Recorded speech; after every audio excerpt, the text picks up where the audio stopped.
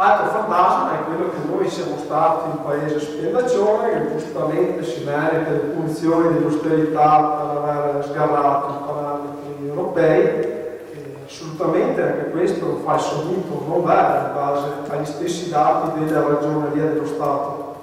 Noi pensate che dal 1960 al 1990, un po' prima del 1990, avevamo una spesa totale sul PIL che era inferiore a quella delle medie europee, che è questa qua. Poi salire leggermente negli anni seguenti, ma assolutamente non a valori stratosferici molto superiori, anzi a rimedia con quella che era la spesa degli altri stati. Quando tutti i media, i falsari che sentite in televisione, cosa vi dicono? Che tutti gli altri erano qui, e noi eravamo qui. E assolutamente non vale quello che dicono. Questa è la spesa primaria. La spesa primaria è quella spesa delle amministrazioni pubbliche che include tutte le spese, escluse le spese per titoli, per interessi sui titoli di debito pubblico. Questa è la spesa dell'Italia, questa era la spesa della Germania e questa è quella della Francia. La Germania, all'epoca, in quegli anni, come testimone Andreatta, veniva a noi di dirci di spendere meno. Guardate cosa facevano loro. E questo non è nemmeno l'immagine totale di quello che spendevano, perché in quei periodi si parla di fontinari dati da Mitterrand a Kohl per la riunificazione della Germania, soldi poi utilizzati anche per elucidare, per rimettere in sesto il loro settore industriale, che poi distrusse la competitività delle nostre aziende dopo l'ingresso moderno, mentre noi venivano a dirci di non spendere, di abbassare i deficit, perché? Per rispettare i cosiddetti parametri virtuosi di Maastricht. E questi sono due esempi non macroeconomici, ma sempre per avere un'idea. Questa è la spesa pubblica, la spesa sanitaria dell'Italia nel rapporto al PIL, quindi al di sotto della media dei 27 paesi dell'Eurozona, inferiore a quella della Francia, inferiore a quella della Germania, della Danimarca, del Regno Unito, del Portogallo. Questo non è un paese che sta spendendo troppo, magari potrebbe spendere meglio, ma non sta spendendo troppo. La spesa militare, ammesso che in un periodo di crisi, forse anche in un periodo di non crisi, sarebbe moralmente corretto che sia bassissima, se non addirittura azzerata, ma noi comunque siamo al nono posto.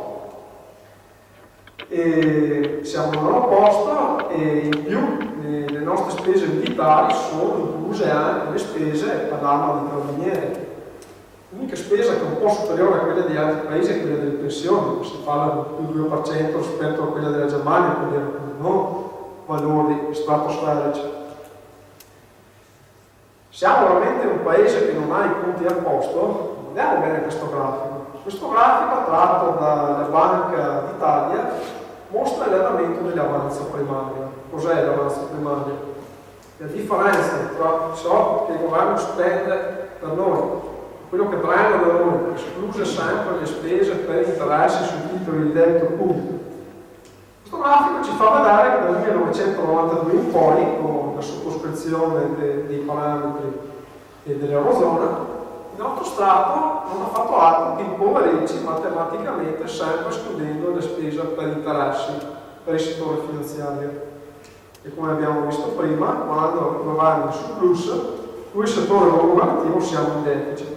Non a caso, già con l'IRA avevamo iniziato a avere forti problemi, perché negli anni 90 mediamente crescevamo non più come negli anni 70, 80, anche del più 5, 6, 7%, più 3, più 4. Negli anni 90 mediamente crescevamo del 2%, un po' sotto anche, e dopo l'ingresso nell'euro ancora meno crescevamo. Adesso andiamo sempre peggio, adesso siamo in negativo.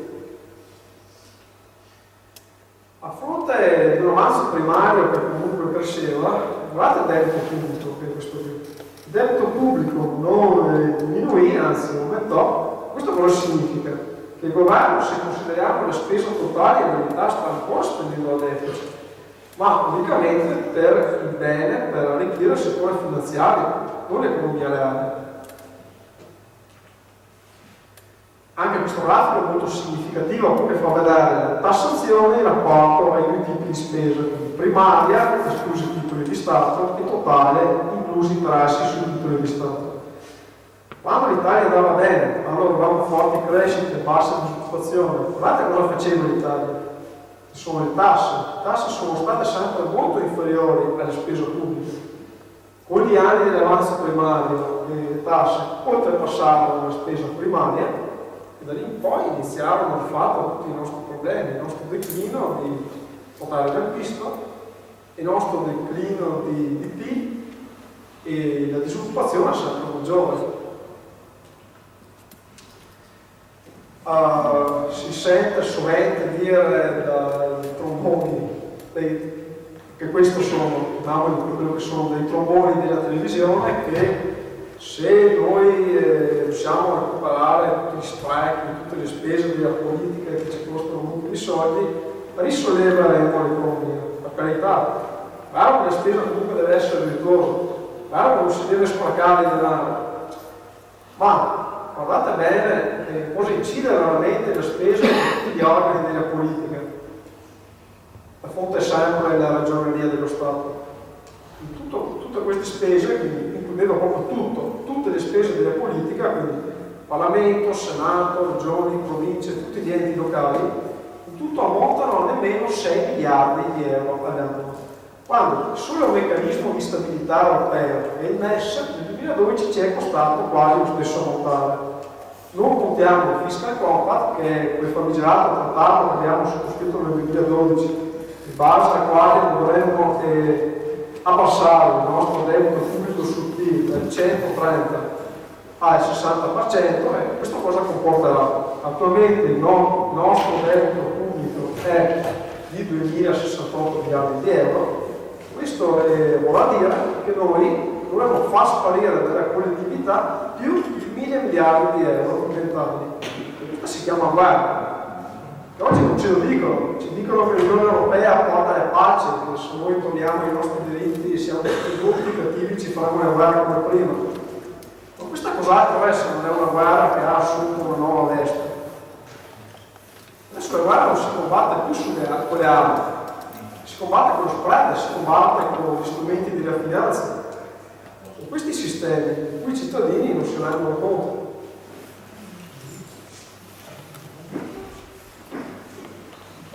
Questo è un altro grafico drammatico che illustra il gioco sport della Germania. Vediamo come prima dell'ingresso dell'euro la nostra produzione industriale era un livello molto elevato, noi eravamo uno dei primi paesi manifatturieri in Europa, se non addirittura il primo. E questo è quello che successe dopo l'ingresso dell'euro. Prima eravamo qui, poi siamo diminuiti fino a qui, e questa è la Germania è fatta da qui. Aumenta sempre di più la sua produzione e tutte le altre maggiori economie dell'Eurozona vanno a piccolo, le abbassano. La Germania si alza, gli altri stati abbassano la produzione industriale. La competitività è la stessa identica cosa. Questa è la competitività dell'Italia che dopo l'euro è sempre peggiorata, causa del fatto che non potevamo più svalutare la nostra valuta. Questa è la competitività della Germania che è sempre migliorata, in questo caso un valore inferiore significa più competitività. Questo è quello che è successo. Questi sono tutti i dati della Banca d'Italia. Dice bene anche l'economista MMT, Jan Krager, nel 1998 aveva già capito qual era il gioco della Germania. Dice: la Germania sembra aver adottato una politica di controllo della crescita dei salari. La Germania sta fatto abbassando i salari a un livello che è maggiore di quello che stanno facendo gli altri paesi europei. E questo cosa farà sì che succeda? Questo farà sì che in una situazione in cui nessun paese potrà più svalutare la sua valuta, si dovrà per gioco di forza giocare sulla svalutazione dei salari, perché non c'è altra strada. Ci saranno pressioni deflazionistiche molto forti sulle retribuzioni che chiuderà l'Europa intera in un blocco dal quale non si potrà riprendere, quindi un ammazzamento, proprio un azzeramento, un forte danneggiamento della domanda interna, che è la causa della situazione drammatica in cui tutti noi oggi ci troviamo. E lo vediamo bene anche in questi grafici che sono stati portati dall'economista Stefano Ketton nel meeting di febbraio del 2012 a Rimini, che fanno vedere l'andamento delle partite correnti, ossia di bilanci tra export e import. Questa era l'Italia nel 1996, in piena fase pre-euro. L'Italia aveva una bilancia commerciale attiva, era molto competitiva, era un paese industrialmente molto forte, molto competitivo. Guardate bene che c'era in possibile. Questa era la Germania. Adesso vediamo bene la situazione nel 2011, quindi a 10 anni dall'adozione della moneta unica.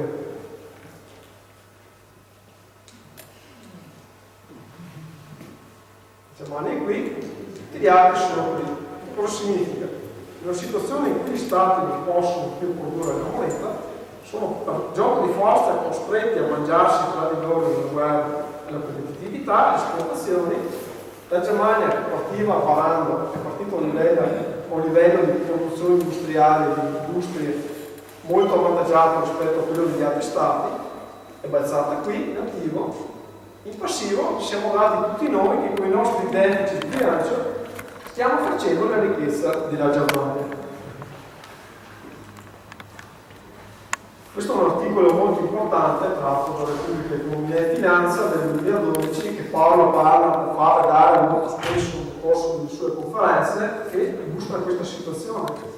E come ci giudicava Standard & Poor's, ossia quell'agenzia di rating che adesso ha tagliato drasticamente il nostro giudizio, come ci giudicava negli anni, a metà degli anni 90? L'Italia, un paese che negli anni 90 aveva un'inflazione moderata del 5,8%, un deficit pubblico del 9,4%, un gravoso debito pubblico del 124%, era giudicato da Standard & Poor's come una delle economie leader dell'Unione Europea. Cosa è successo?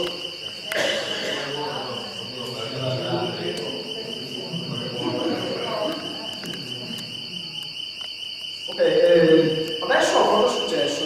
Abbiamo dei parametri più virtuosi, che abbiamo un'inflazione del 1,2% contro il 5,8% che avevamo allora. Un deficit pubblico del 3%, che è 3 volte meno di quello che avevamo allora. Solo il debito pubblico ultimamente è andato sopra quello che avevamo allora, ma fino a pochi mesi fa non era così. A fronte di cosiddetti parametri virtuosi che adesso abbiamo, oggi siamo confrontati tra i PIX d'Europa, i maiali d'Europa, le vergogne d'Europa. PIX in inglese significa maiali, è così che ci chiamano i tedeschi.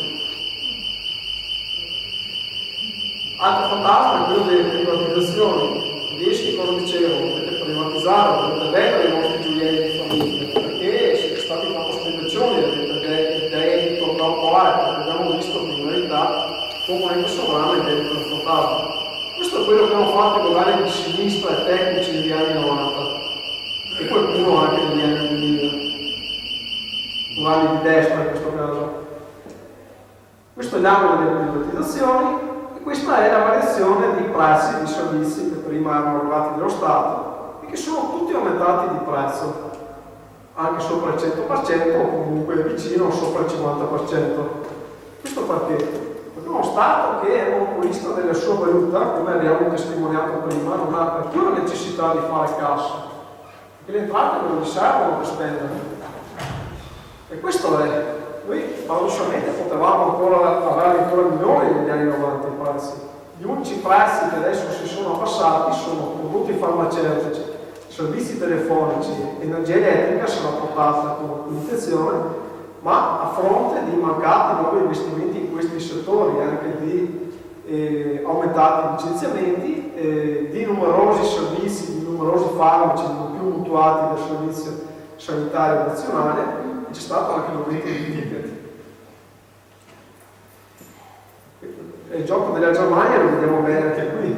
Queste sono le privatizzazioni, il modello della privatizzazione della Germania. Vediamo bene che la Germania, che questa linea blu qua in fondo, ha venduto poco sui gioielli di famiglia. Li hanno venduti molto di più tutti gli altri paesi europei, compresa l'Italia, che si sono impoveriti e che hanno venduto le loro maggiori industrie strategiche e anche il loro sistema finanziario alla Germania. Questo lo testimonia anche un articolo del Sole 24 Ore del 6 giugno 2012 che dice esplicitamente quello che vi sto dicendo. Ossia, la Germania, quello Stato che negli anni 90 pagava su titoli decennali un tasso di interesse che era vicino a quello nostro, non molto minore, 5,5 contro 6,1 che pagavamo noi. Oggi sta andando benissimo con l'euro, paga un tasso di rendimento su titoli decennali dell'1,3%, e mentre tutti gli stati del sud Europa nascono costretti a pagare rendimenti reali da Weber. Negli ultimi mesi è infatti aumentato il shopping della Germania dei paesi italiani ed europei a prezzi scontati. Oggi tutti i nostri settori industriali maggiori, come tutte le meccaniche di precisione, Lamborghini, Ducati e tutto l'indotto, sono completamente venduti alla Germania. Un altro esempio sono le acciaierie di Terni, vendute al gruppo tedesco dei Krupps.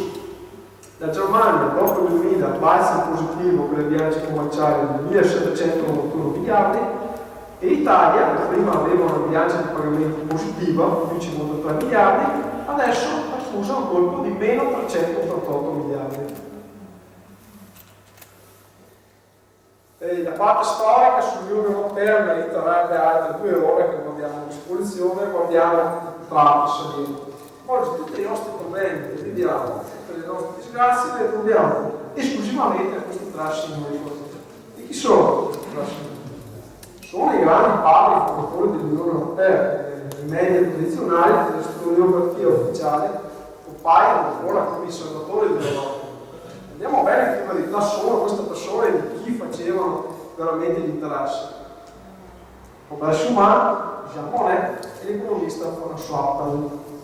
Erano tutte personalità, politici, economisti che operavano nel mondo istituzionale, economico e militare di Francia e Germania. Nel tempo che intercorreva tra le 2 guerre mondiali, di fatto curavano gli interessi di un conglomerato di grandi aziende non mercantili franco-tedeschi, in particolare i grandi gruppi di acciaio e di carbone, e non a caso l'Unione Europea nasce con il trattato delle CECA, che per prima istituisce un organo sovranazionale che toglie agli Stati il potere di controllo sulle loro materie prime, per poi proseguire con tutta un'altra serie di drammatiche situazioni di sovranità fino ad arrivare agli attuali Maastricht e Lisbona, in cui le nostre costituzioni letteralmente sono state rese carta straccia. François Paul nel 1943 era, come giustamente dice Paolo Balla, era un figlio nazista in quanto collaborava con il regime della Francia di Vichy, era un uomo di Pétain, e diceva proprio questo, che bisognava creare una moneta che di fatto avrebbe tolto agli stati la loro ragione d'essere. I libri della Lamparvezza, questi fatti storici sono evidenziati molto chiaramente. Robert Schuman nel 1927 scriveva che bisognava fondare l'Europa come nuovo ordine sociale nel quale fossero distrutti tutti i mali della società, e all'interno di questi mali c'erano tutti i diritti civili e c'era anche l'accesso gratuito alla sanità e all'istruzione. Jean Monnet è colui che ha creato il cosiddetto metodo Monnet. Nel 1952 scriveva esplicitamente che bisognava creare un superstato sovranazionale e imporlo quel cosiddetto metodo Monnet, che è un metodo descritto all'interno dei documenti ufficiali dell'Unione Europea. In cosa consiste questo metodo?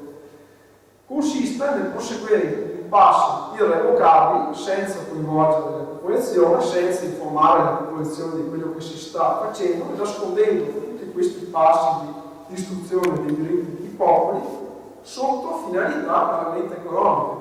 Oggi quando sentiamo Mario Draghi che dice che l'euro è irreversibile, ci sta dicendo proprio questo, metodo Monnet. Quando sentiamo Stefano Fassina, quanto oggi prezioso? 2 minuti alla fine. Quando sentiamo Stefano Fassina che ci dice che dobbiamo giustamente rinunciare ai nostri diritti perché sennò la Cina ci mangia, perché è una questione economica, commerciale, altrimenti vorremmo distruggerli, ci sta dicendo proprio quello che diceva questo signore alla fine degli anni 40, inizio degli 50. François Mitterrand e Jacques Attali hanno poi proseguito con il trattato di Maastricht. Jacques Attali, tra l'altro, disse in colloquio privato della Presse che Ma cosa credeva la plebaglia europea? Che l'euro fosse stato creato per la loro felicità?